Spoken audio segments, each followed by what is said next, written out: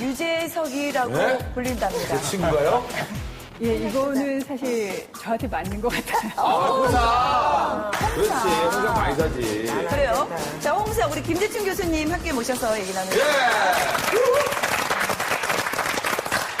자, 김재춘 구단은 자연치유적 방법으로 건강을 또 유지하고 계신 분이라 특별히 건강기능식품을 찾지 않으실 것 같은 느낌인데 단도직입적으로 홍삼! 그 인기 실체가 무엇입니까? 예, 다른 나라 사람들이 우리 홍삼 할 때 생각나는 게 제일 먼저 대한민국을 생각해요. 그렇죠. 그만큼 이제 이 홍삼은 우리나라 국민을 먹여 살리는 건강식품의 대표적인, 1위인데요. 그 1위 자리를 계속 꾸준히 지킬 수 있었던 것은 진세노 사이트 때문에 그렇습니다. 진세노 사이트 때문에 그렇습니다. 진세노사이드? 이 홍삼 속에는 우리 몸에 피를 맑게 해주고 면역력을 높여주게 되는 진세노사이드라는 게 들어있는데 이 진세노사이드가 뭐냐 더덕이나 또 이 콩 같은 게 보면은 거기도 사포닌이 들어있어요.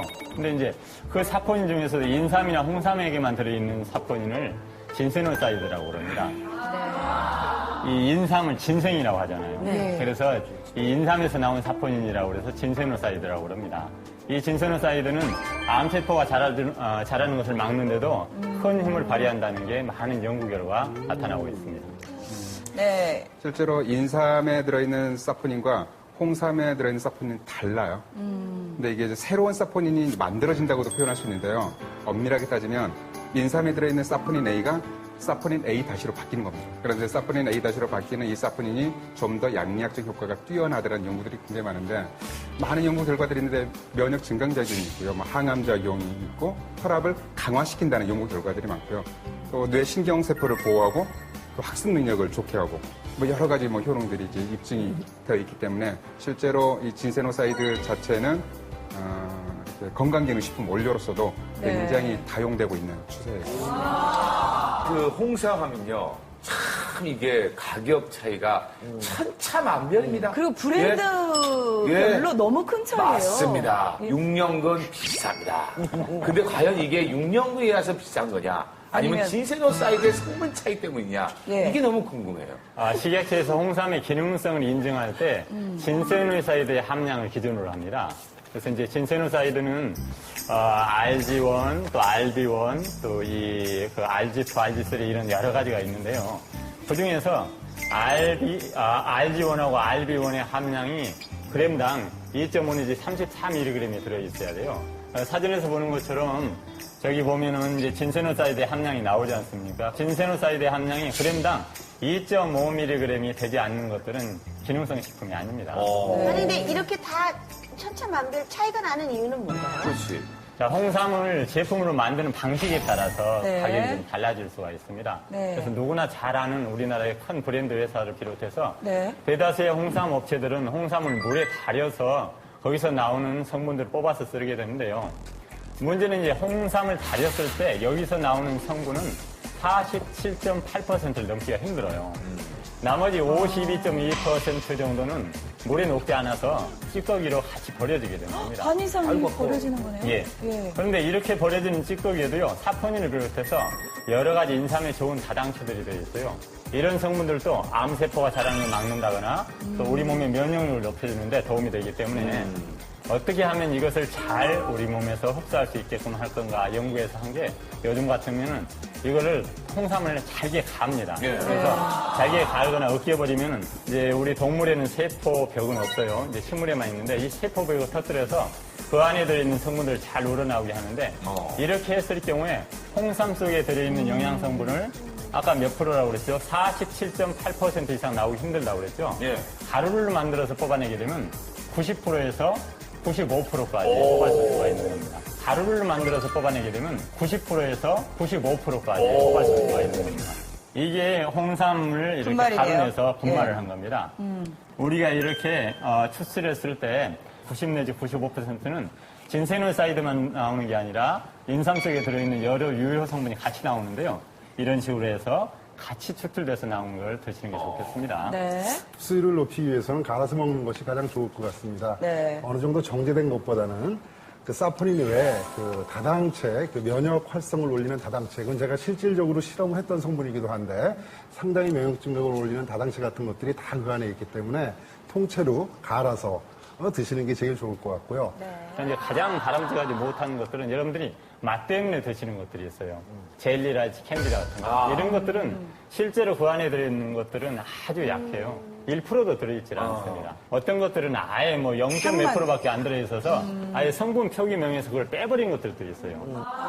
그리고 이제 또 하나 이렇게 농축액들도 보면은요, 이게 이제 커서 좋아 보이죠. 근데 실제로 여기에는 한약재가 많이 들어있어요. 그래요?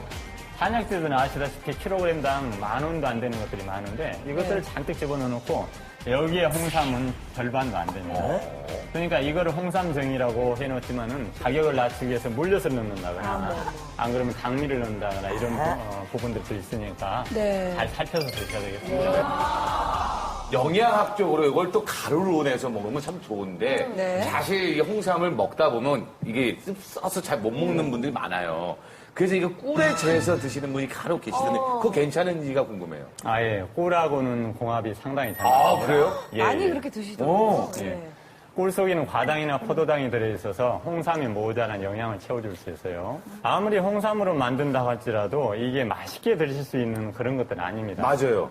다시 말해서 그 씁쓸한 맛 때문에 좋아하지 않는 사람도 있다는 거죠. 그래서 이것을 홍삼을 만들어가지고 말려버리면은 집에서는 부수기 어렵습니다.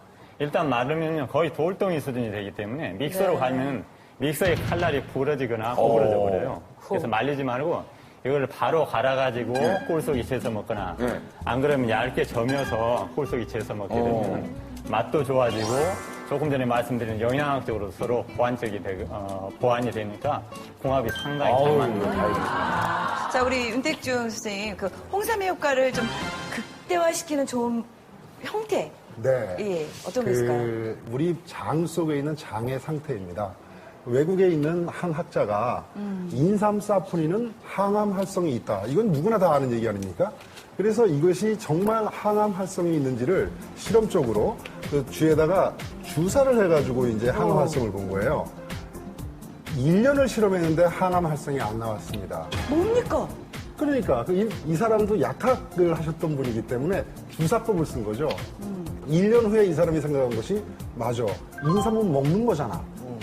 투여를 했습니다. 먹였습니다. 네. 먹였더니 항암 활성이 나왔습니다. 그래서 이게 뭐야 그래가지고 그 원인을 찾다 보니까 인삼사포닌을 먹고 우리 그 쥐의 그 장 속에 있는 유용균에 의해서 사포닌이 대사체가 그것이 혈액에 들어가서 항암 활성을 나타낸다 하는 것을 안 것이죠. 이제 이러한 것들을 이러한 결과에서 보듯이 인삼을 가장 좋게 먹으려면은 장이 건강해야 된다 하는 것을 강하게 강조드리고 싶습니다. 인삼과 홍삼 이것만 좋은 걸 따질 게 아니라 내 장 상태를 먼저 점검하고. 그 인삼에 맞는 체질은요, 인삼사포닌이나 지세노사이드를 분해할 수 있는 미생물들이 우리 몸속에 그 미생물 이름이 프라보텔라오리스라는 미생물이 있고요. 장내에 분해할 수 있는 효소들이 있어요. 그런데 한국인의 37.5%가요.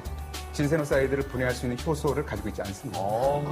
이 사람들이 인삼을 먹고 열이 난다, 뾰루지가 생긴다 그런 트러블이 있었던 거죠. 그래서 또 방법 중에 하나가 갈아서 그거를 발효를 시켜서 먹게 되면 고분자 물질에서 저분자 물질이 쪼개졌기 때문에 그 상태로 또 섭취하게 되면 효과적으로 섭취할 수 있는 방법입니다. 실제로 이 인삼에 들어있는 사포닌은 우리가 거의 소화할 수가 없습니다.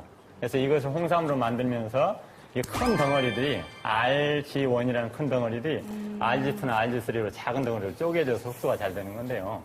그래서 이제 제일 좋은 방법은 밥을 먹을 때 같이 먹거나 또 밥 먹은 뒤에 먹으면은 밥을 소화하느라고 이걸 제대로 소화할 수가 없어요. 그러니까 되도록이면 간식으로 드시는 게 좋고요. 그리고 이제 가루로 먹을 때는 한 번에 3g씩 또 추출 농축으로 먹을 때는 한 번에 1g씩 해서 이제 물에 희석해서 먹는 건데요. 네. 하루에 2-3번 정도 드셔주시면 좋습니다. 얼마큼 희석을 할까요? 예, 물에 이제 30 내지 50배 정도 희석해 드시는 게 가장 먹기 좋습니다.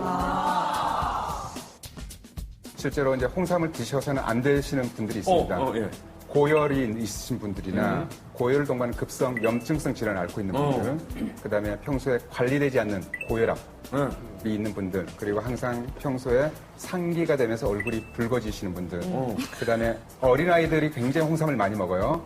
어린아이들의 면역력을 증가시키기 위해서, 증진시키기 위해서 어머니들이 많이 먹이는데 주의력 결핍이나 과잉 행동 장애가 있는 아이들에게 홍삼을 먹이면 증상을 컨트롤하기, 그러니까 증상이 심해집니다. 그리고 정말 중요한 거는요. 홍삼은 한약을 처방할 때 이 환자의 증상이 허증이냐 실증이냐를 판단하는데요. 반드시 인삼이나 홍삼은 허증에 써야 됩니다. 이게 무슨 말이냐면요. 기운이 항상 넘쳐 흐르는 분들은 홍삼을 먹을 필요가 없다는 거죠. 이걸 왜 말씀드리냐면요. 한국에는 지금 홍삼 오남용 증후군을 겪고 있어요. 그래서 정말 꼭 필요한 경우에 홍삼을 잘 활용해서 건강을 챙기셨으면 좋겠습니다. 네. 홍삼 드시고 계시면서 부작용 중에 하나가 유방통입니다. 여성 호르몬 효과 때문에. 그래서 여성 호르몬이 많이 들어가는 경우에는 드시지 않는 게 좋습니다. 대표적인 게 이제 임신할 때고요. 여성 호르몬에 관련된 질환들이 있습니다. 유방암, 자궁 건강 이런 거 안 좋고요. 그다음에 또 자궁 근종 있는 분 많으신데 여성 호르몬 들어가면 키우거든요. 자궁 내막증 이렇게 여성 호르몬이랑 관련된 어떤 질환을 가지고 계신 분들은 적게 드시는 것이 좋겠습니다.